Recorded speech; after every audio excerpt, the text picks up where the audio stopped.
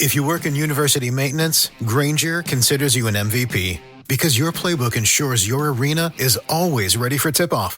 And Granger is your trusted partner, offering the products you need all in one place, from HVAC and plumbing supplies to lighting and more.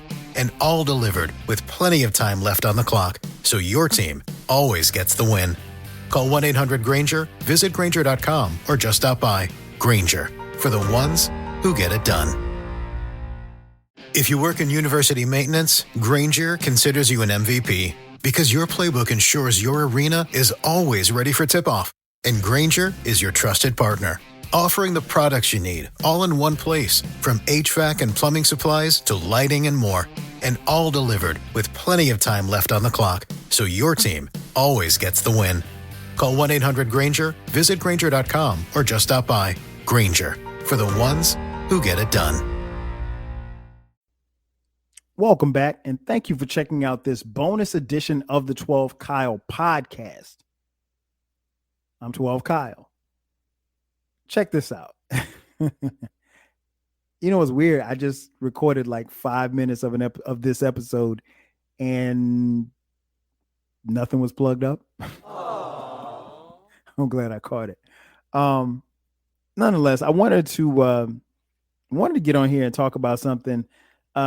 It's rare that I get ideas, or I want to say ideas. It's rare for me to get suggestions from people on episodes to do for this podcast. One, because it's just kind of weird, but then two, I never solicit them, right? So like I can read something, get an idea to do an episode on, but it's rare that somebody says, "Hey, you should talk about this," and then end up talking about it. We've solicited for Eclectics podcast when we do the fantasy drafts together, but I can't really think of any other time where I've actually taken the advice on something when someone said, "Hey, you should probably talk about this." But I said all that to say this, and I want to shout this brother out. Vic Michael on Twitter hit me up the other day, and he's a listener, and he asked me a question, and I found the question to be very intriguing, and I'll read to you the question. It said, "I had a question. Would you ever make a podcast episode as to why you didn't make it to the NFL, or if you wanted to play in the NFL after college in the first place?" And that was really, really, really, really a dope question to ask, because I had never been asked that before, or at least never even talked about it on this podcast. So I was like, yeah, I'll do a bonus episode. I said it'd be something good to talk about. So why didn't I make it to the NFL? As many of you know, maybe a few of you know, I played football. Growing up, I played organized football at the age of 8. From the age of 8 through Pop Warner, through middle school, high school on the JV team, and then the varsity team, all the way through college at South Carolina State University. South Carolina State University is a historically Black college located in the city of Orangeburg, South Carolina, about 90 miles away from where I grew up in Florence. And I played, the entire time that I was there. I actually lettered, and I got my degree from South Carolina State. But I knew that the NFL wasn't, likely.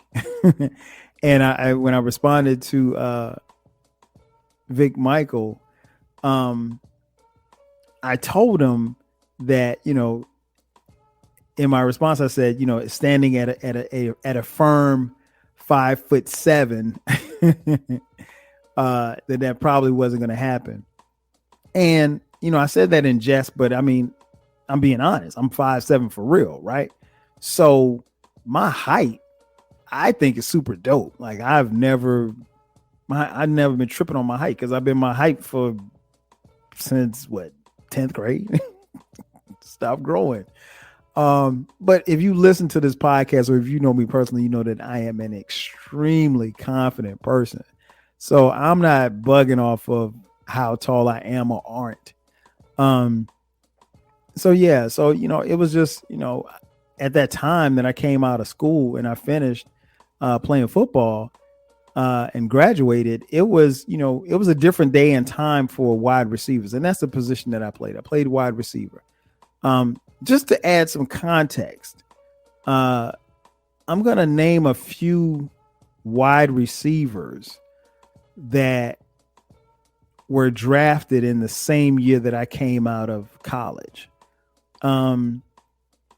Actually, the first pick of the NFL draft that particular year was by the New York Jets. They drafted a guy that played at USC, the University of Southern California, a guy by the name of Keyshawn Johnson.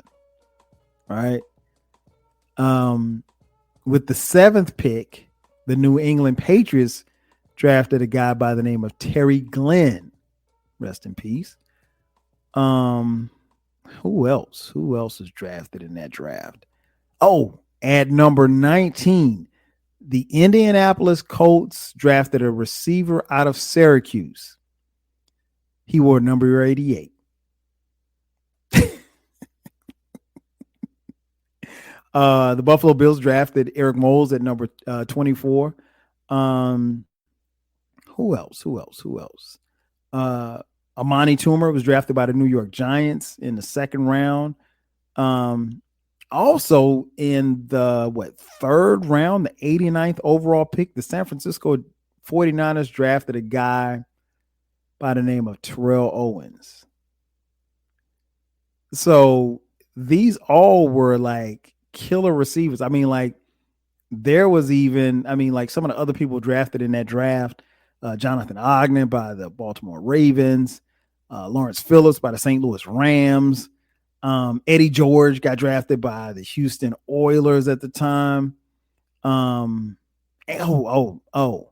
Baltimore Ravens also selected a guy out of Miami by the name of Ray Lewis. So like this draft was loaded, right? And if we're being honest, NFL teams weren't checking for 5'7" receivers. The running joke was that I was probably 5 years behind because, 5 years prior to that, the NFL teams were drafting smaller receivers to perform in the run and shoot offenses for the teams that ran the run and shoot. And the run and shoot that offense was ahead of its time, but it was only a couple of teams running it. But I knew going in, like, the NFL was probably not going to happen. And then also, full disclosure, one of the reasons that I knew it was going to happen either is because of lack of productivity. I mean, I didn't catch a lot of passes. Like, we didn't throw the ball a whole lot at South Carolina State at the time. I mean, now everybody plays in the spread and they throw the ball all over the field and everything like that. And, back then, I had a few catches, but I didn't have a lot of catches. So it's not like, NFL scouts would come in like, hey, let's get the tape on that number 12 guy. Nah, it wasn't like that. So that was a reason. And then another reason, I'll be honest, man, like I lost a little bit of desire to play after I got suspended. And I don't think I've ever mentioned that on this podcast, but I got suspended for 2 games during my senior year. So what happened was, like most teams, you have curfew, right? And I'll never forget it. I went to pick up my girl. We went to go get something to eat. We got something to eat. I dropped her off at her dorm and I got back to my dorm. And I was in the dorm at curfew. I wasn't in my room, but I was in the dorm. Now, technically, if you're in the dorm, are you really breaking curfew, or do you need to actually be in your room in the bed under the covers at the time of curfew? Well, some punk ass rat fink grad assistant turned me in. And he knows who he is, so I'm not gonna mention his name. He ain't worth it. But he turned me in, and so my position coach was like, "You're gonna be suspended for the next game." And I was pissed. I mean, like, because again, I was in the dorm. It'd be different if I was down the street. It'd be different if I was at the club, but I was in the dorm. I wasn't in my room, but I was in the dorm. And full disclosure, there were other guys who were in the dorm that weren't in their room. But it is what it is. So everybody want to jump on old 12. But I guess if the letter of the law, which to me had not been drawn up, but if the letter of the law is that you have to be in your room, then by definition, then I guess I am breaking curfew, right? So I got suspended for a game, right? And then so the following game, my position coach, who I don't like, and I still don't like to this day, and I have nothing good to say about him, decides to tell me that, hey, you're not going to play the next game either. Well, wait a minute. Because it was me and one other guy that got suspended for breaking curfew, right?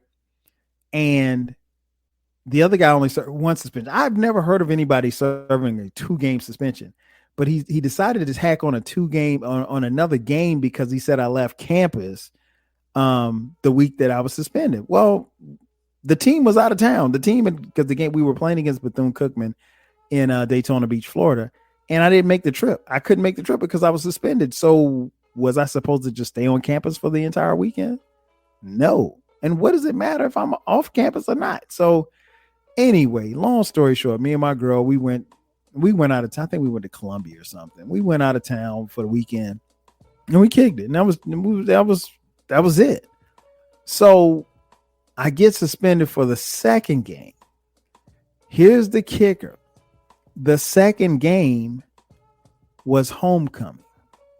So imagine you have given your blood, sweat, and tears. You won a championship, and it's your senior year, and you're the starting wide receiver for South Carolina State, and you get suspended for one game, and then they tell you that your senior year, the last homecoming game that you will ever play, you're suspended for that game. I was fucking livid.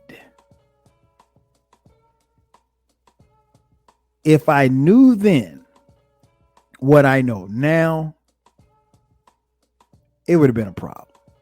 I think I handled the situation way too mature. I should have been immature. I should have acted an ass. I should have went a plum fool.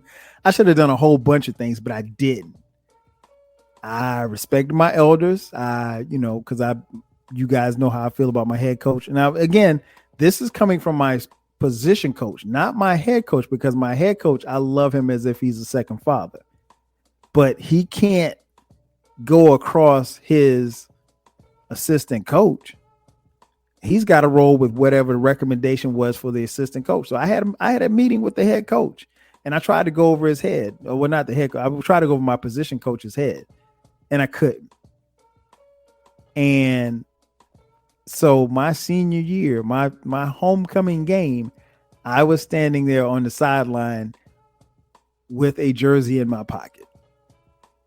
Oh, and by the way, we lost the game after having an 18-game home winning streak. You see how karma is? But I came back and finished the season or whatever like that. But that experience left a bitter taste in my mouth, and I was just like, fuck this. I got my girl. I'm trying to graduate. I don't care about nothing else but my teammates. And that was it. And I was mad at the coach. I'm not mad at him to this. I just I have no words for him. Like, if I see him, I can't even say that I'd speak. And it's not, I'll put it like this for those of you listening. It's not too many people that I dislike in this world. He's one of them. He's one of them. It's not even worth me talking about. But anyway, so the suspension, took some of the desire away to keep playing if the door of opportunity opened up somewhere else. So he said, "Did you want to play after college?" Not really.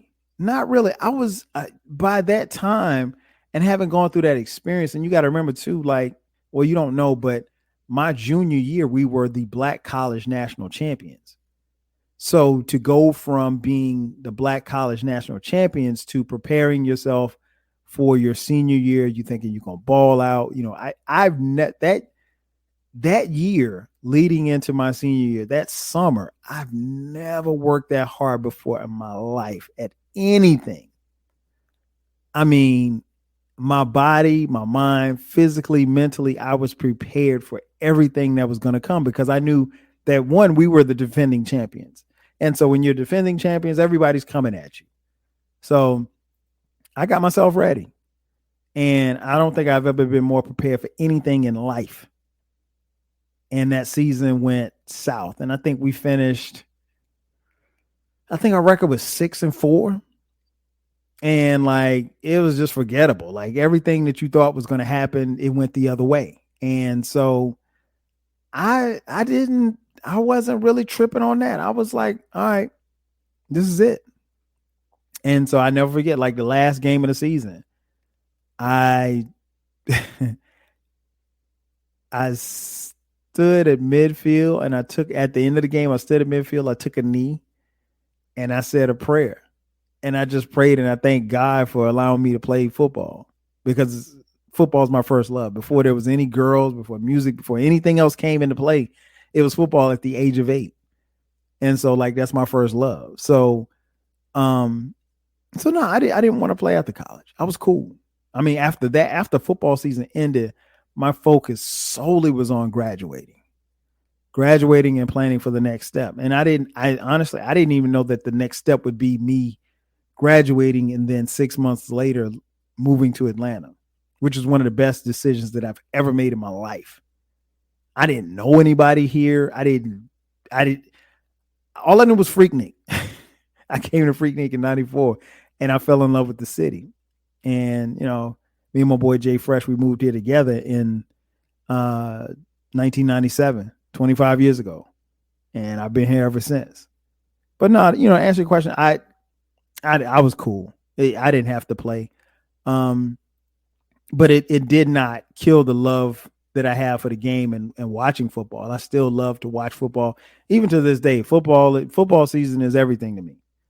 I love football season because that's when I'm literally in heaven on Saturdays and Sundays. And the games during the week, but mostly Saturdays and Sundays, because that football is just exciting to watch. And it's even better to watch in person. But yeah, man, I had no desire to play in the NFL. I think the NFL is great for those who can make it, but it's only a select few that get a chance to make it.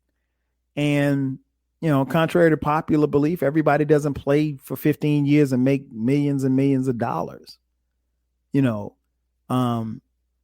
It's the best temp job in America, because you're not going to play it forever and you really don't know when it's going to end. And I played with guys in college at South Carolina State who went on to play in the NFL. Some had short careers, some had longer careers, but it's all in what you can make of it. And sometimes it's not necessarily about your talent. Sometimes it's just about being in the right situation. Sometimes it's about being in the wrong situation. Because more often than not, teams know who they want. And they know when they bring 90 guys into camp, they know that they have to trim the rosters down to 55. They know that you're not going to make the team, but, it's in their interest for you to be out there practice until, the season starts because they need bodies. So it's a lot of different things that I feel about the NFL as politics, their stance on player safety. I mean, the NFL preaches, we want to save the players. We want to protect the players. Well, you can't in good conscience, you can't tell me that you're trying to protect players if you got players playing 17 games of football. I mean, that's a contradiction in and of itself.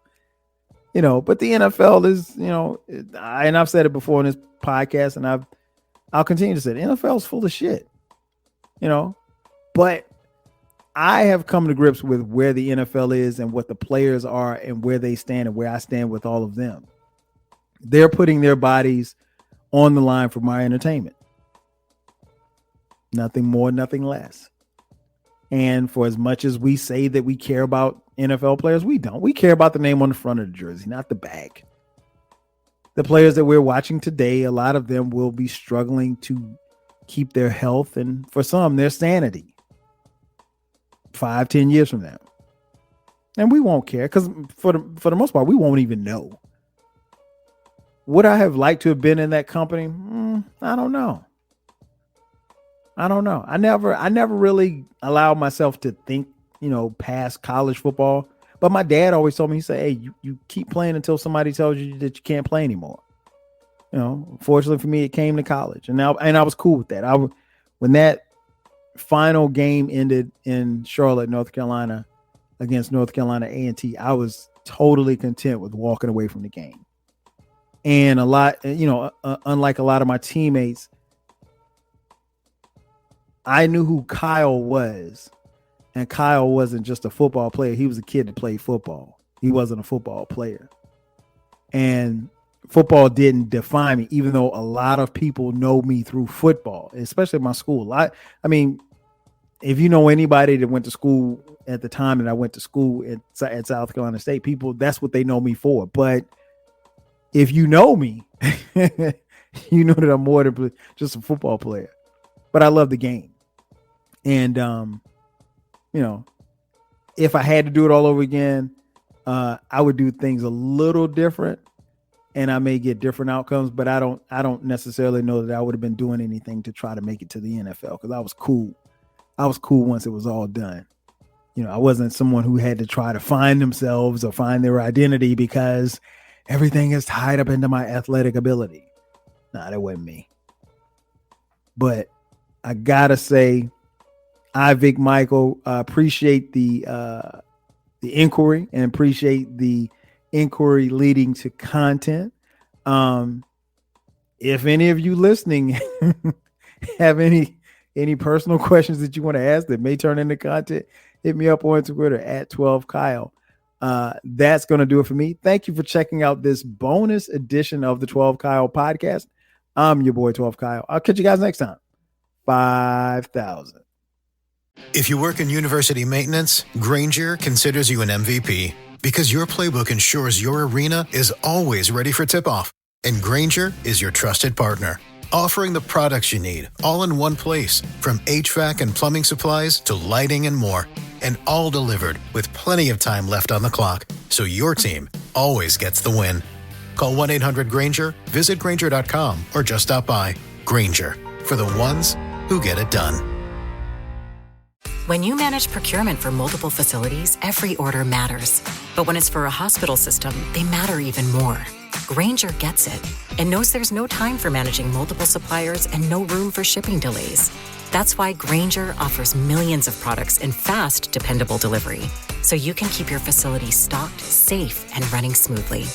Call 1-800-GRAINGER, click Grainger.com, or just stop by. Grainger, for the ones who get it done.